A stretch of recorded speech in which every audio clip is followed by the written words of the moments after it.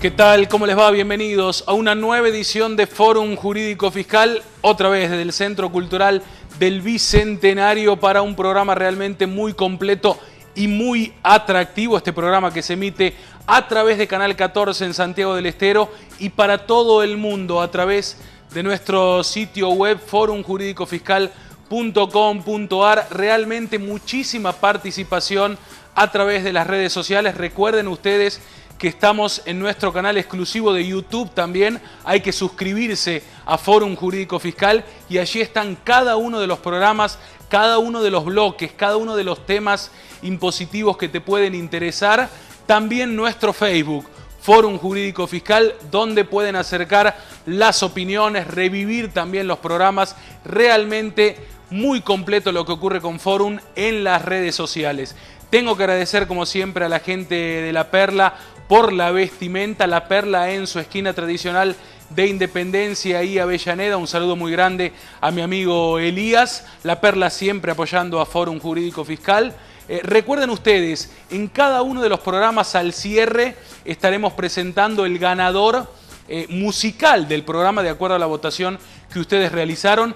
Esta vez hubo un cabeza a cabeza entre el grupo U2 y Billy Joel, Contador Pena, que es el musicalizador del programa. Una elección muy buena con fenómenos destacados de la década del 70 y del 80. Ya vamos a tener el resultado en el cierre, pero una votación imperdible. Como siempre, cada una de las semanas podés votar en nuestro Facebook o en nuestro canal especial quién querés que cierre el programa en forma musical en este Fórum Jurídico Fiscal. Hechas las presentaciones habituales, nos tenemos que meter en el contenido del programa.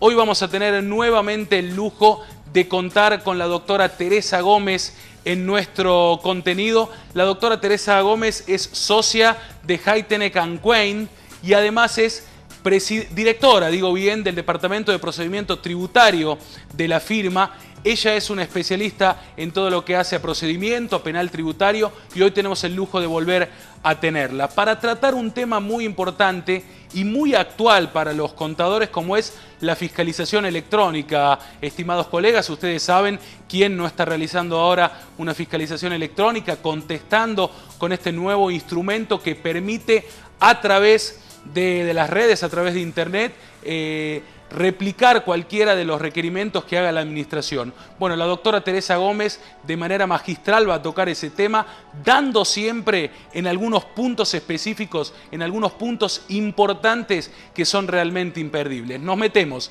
en la primera entrevista, doctora Teresa Gómez, en Fórum Jurídico Fiscal.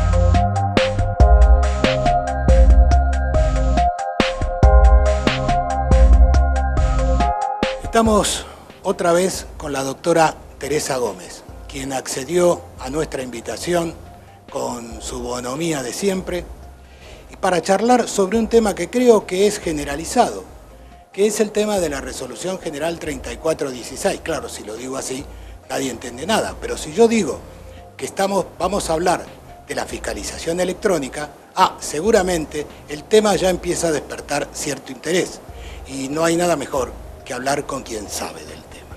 Hola Teresa, ¿cómo estás? Ricardo, un gusto. Bueno, no solo me interesa tu opinión sobre la fiscalización electrónica, también me interesaría de alguna manera saber qué aspecto técnico puede tener reprochable o a lo mejor benéfico. Bueno, yo creo que la fiscalización electrónica es un problema no tanto para el contribuyente, sino para el profesional colega que atiende la inspección. Que atiende entre comillas, ¿sí? Se trata de recibir un pseudo acto administrativo, entiéndaseme bien, que no se sabe quién lo envía, no se sabe qué destino tienen los datos. No nos olvidemos que en la Argentina rige la Ley de Protección de Datos. Yo creo que la resolución 3416, jurídicamente hablando, es un dislate, por calificarla de alguna manera con suavidad. Me parece que estás dando claramente tu opinión. Sí, violenta varios de los artículos de la Ley de Procedimientos Administrativos en cuanto habla de que el acto debe ser motivado, debe tener objeto, debe tener causa y debe tener finalidad. Acá hay un agujero negro donde alguien que no sé quién es o qué es, me pide una serie de datos que no sé a título de qué, porque no nos olvidemos que no debemos volcar información en abstracto. Se los envío a no sé quién,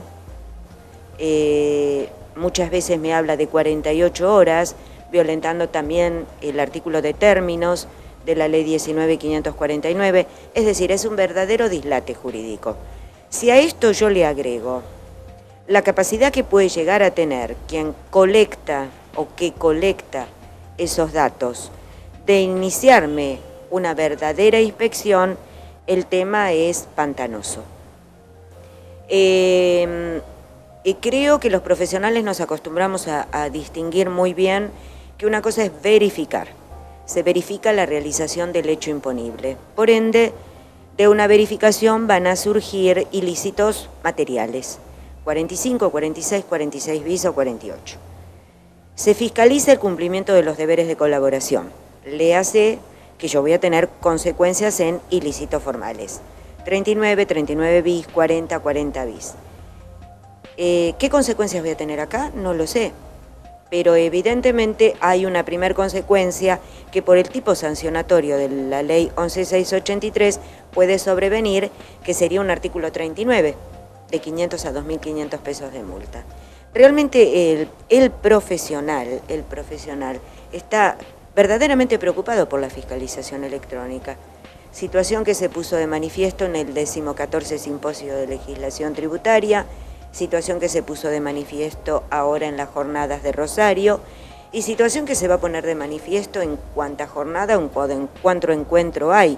Es decir, profesionales de Santiago estén preocupados porque vale la pena preocuparse. Bueno, hay dos críticas, podríamos decir, que se conocen.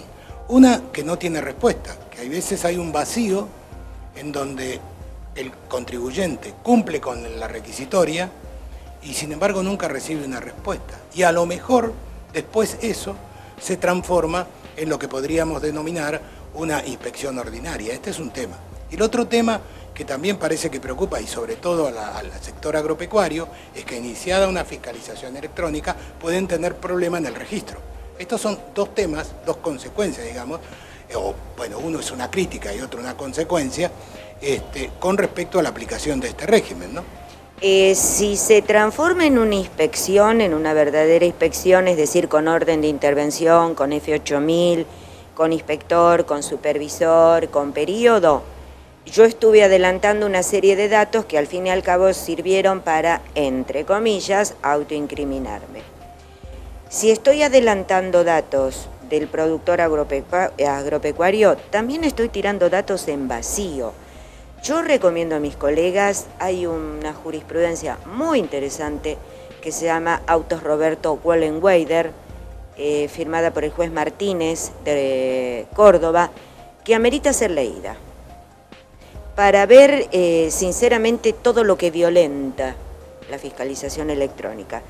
Pero con solo leer el artículo 1 de la 19.549 nos damos cuenta que sinceramente es un dislate jurídico. Es más, si yo estuviera en una inspección común y corriente por el artículo 6 de la Ley de Procedimientos Administrativos, yo puedo recusar con causa al inspector. ¿Acá a quién recuso? ¿A un sistema informático? Bueno, el inicio se supone que debe ser presencial, según, si yo no recuerdo mal, la 3416. Claro que lo que sigue de ahí sí, estoy hablando con una pantalla, ¿no? Yo lo único que digo es algo, si se lograron violentar los sistemas informáticos de la NASA, pregunto, ¿están seguros lo que yo informo por web?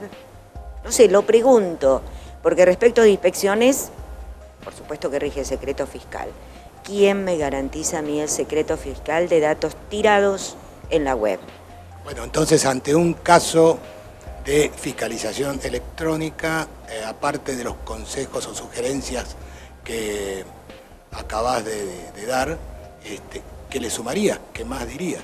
Y yo diría que son los organismos profesionales, consejos y colegios, quien tiene que manifestarse delante de la AFIP, mostrándole a nivel académico y a nivel jurídico la cantidad de leyes que se violentan con la fiscalización electrónica y ayornarla.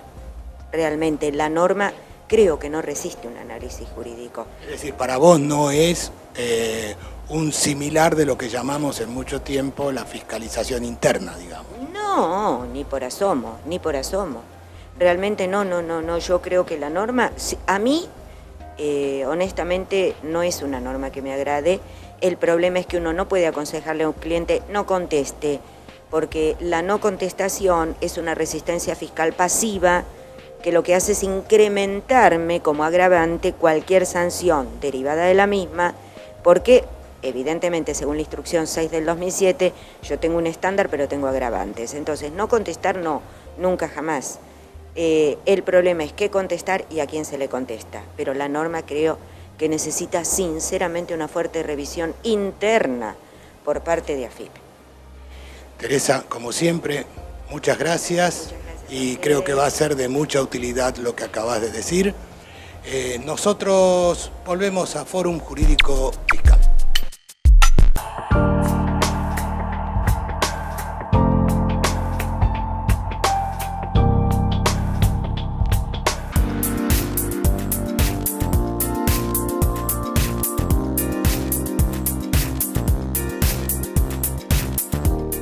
U24 tiene un plan para usted.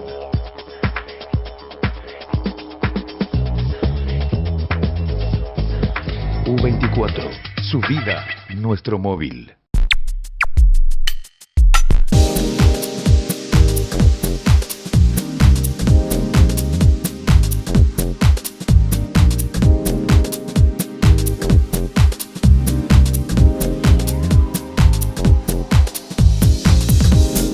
Excelente la exposición de la doctora Teresa Gómez, gracias al doctor Ricardo Ferraro.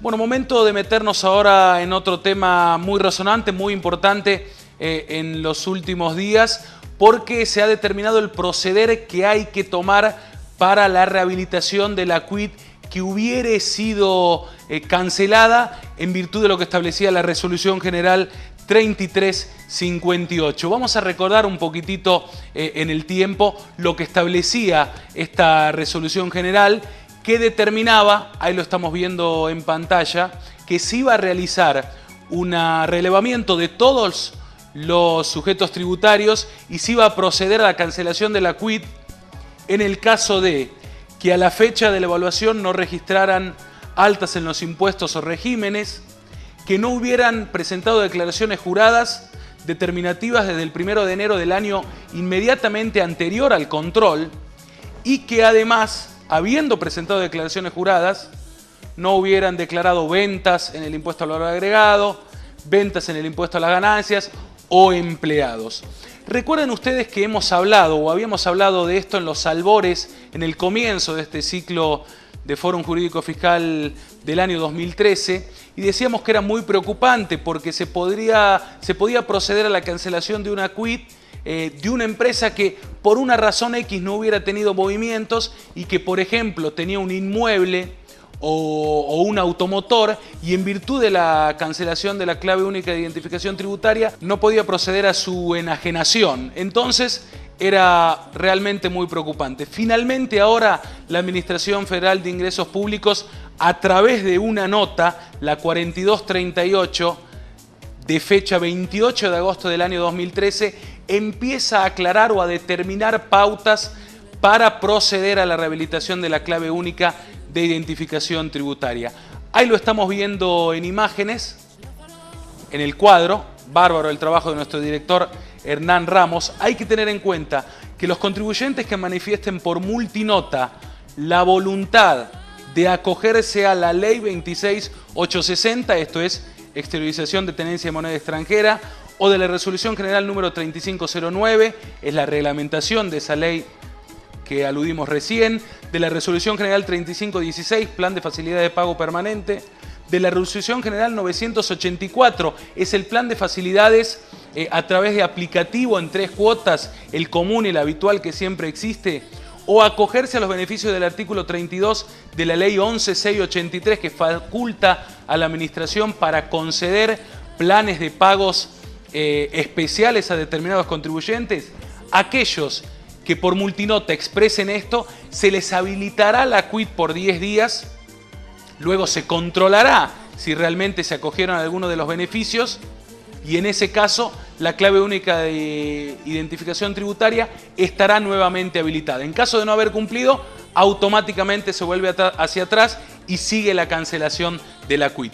También puede hacerse de otra forma, habilitarla por 10 días, presentación de declaración jurada y pago, y a partir de ahí el organismo, la administración, espera 10 días, ve que efectivamente se hayan presentado las declaraciones juradas que estaban pendientes de presentación, se haya abonado el importe correspondiente y a partir de ahí la quit queda definitivamente habilitada. Algunas cosas importantes para decir y para ir cerrando. Primero, esto es solo una nota, no hubo resolución, todavía no hay nada. Con una simple nota estamos legislando sobre este tema tan importante. En segundo lugar, esto es lo único que tiene vigencia en la actualidad. Cualquiera que no haga de alguna de estas dos maneras permanecerá con su quit inhabilitada. Así que atentos, hay que pagar, hay que presentar, acogerse a algún plan de facilidades o exteriorizar la moneda extranjera, si no, no se puede rehabilitar la quit.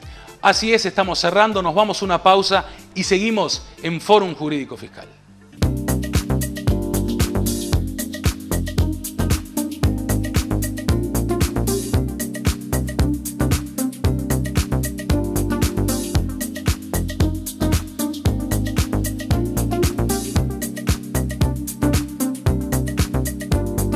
Seguimos en Fórum Jurídico Fiscal, momento de meternos ahora con una nueva entrevista a cargo del doctor Ricardo Ferraro, esta vez con el doctor Aníbal Oscar Bertea, para hablar de un tema muy importante. El doctor Bertea es un reconocido abogado a nivel nacional, asesor durante mucho tiempo de la Comisión Federal de Impuestos, actual asesor además. Él va a hablar de la vigencia del Pacto Fiscal Federal. El doctor Aníbal Oscar Bertea en Fórum Jurídico Fiscal. Algunas jurisdicciones decidieron tomar unilateralmente, digamos, la decisión de imponer exenciones a ciertas actividades que estaban vinculadas con el Pacto Federal Fiscal. Y otras jurisdicciones han, digamos, roto con la adhesión a ese pacto, pero en ambos casos pareciera que el motivo es absolutamente distinto. Ahora, la pregunta es, ¿este pacto está vigente o no está vigente? Esas decisiones, ¿pueden tomarlas las provincias o no pueden tomarlas las provincias? Bueno, vamos a conversar sobre este tema con el doctor Oscar Bertea, quien nos ilustrará precisamente sobre la vigencia o no de estos pactos y cuáles son, digamos, las posibilidades que tienen las provincias para imponer sus decisiones. ¿Qué tal, Oscar? ¿Cómo estás? Bueno, el tema central está en saber qué vigencia, qué efectos siguen teniendo los pactos federales que se firmaron, allá en los 90. Por un lado, Córdoba desadhirió por ley al pacto, y por otro lado, muchas jurisdicciones, yo diría la mayoría, han grabado actividades que, de acuerdo al pacto, deberían estar exentas o deberían gozar de algún tratamiento preferencial. Bueno, ¿cómo es la situación hoy día de esto? Bueno, cuando nos referimos a los dos pactos, nos referimos a uno que se firmó el 12 de agosto del 92 y que tenía por finalidad sustituir los bonos que le daban a los jubilados y pensionados en la década del 80 y cambiárselos por dinero.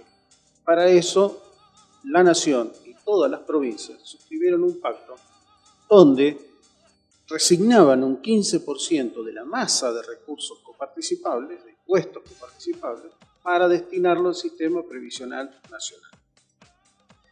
Ese es el pacto fiscal, el primer pacto fiscal que denuncia la provincia de Córdoba, que denuncia Corrientes, que está por denunciar, según las versiones periodísticas, también Santa Cruz, que está demandando la provincia de Santa Fe ante la Corte, un juicio seguido contra la Nación para que le restituyan ese 15%, con el fundamento de que, bueno, ya pasó el sistema de las AFJP al sector público, al sistema público, por lo tanto no tiene ninguna razón de ese financiamiento. O sea, cesó la causa, no la primigenia, sino la consecuencia de ese financiamiento. Ese es el primer pacto. Un año exactamente después, el 12 de agosto de 1993, ahora se cumplen 20 más, 20, 30, no sé cuánto, varios años, varias décadas, del cumplimiento de la firma del segundo pacto.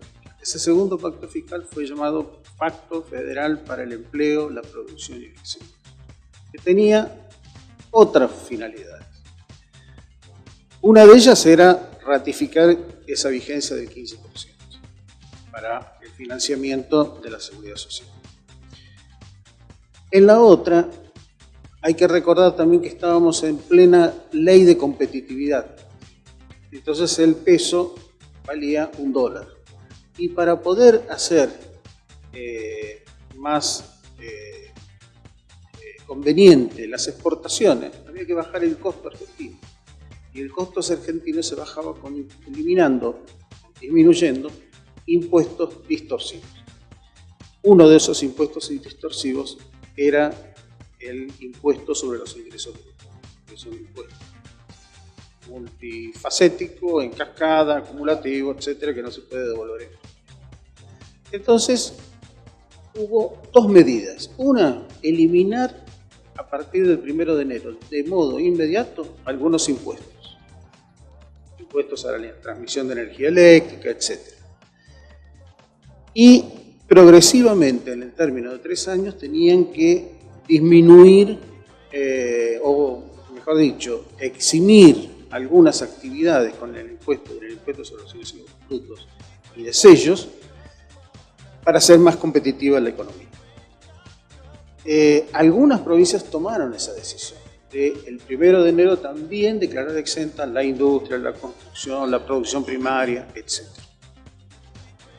Después se suspende, por varios efectos políticos que hemos tenido, se suspende esa progresiva disminución del impuesto sobre los ingresos brutos y de sellos. Pero lo que quedó exento. Esa es una foto.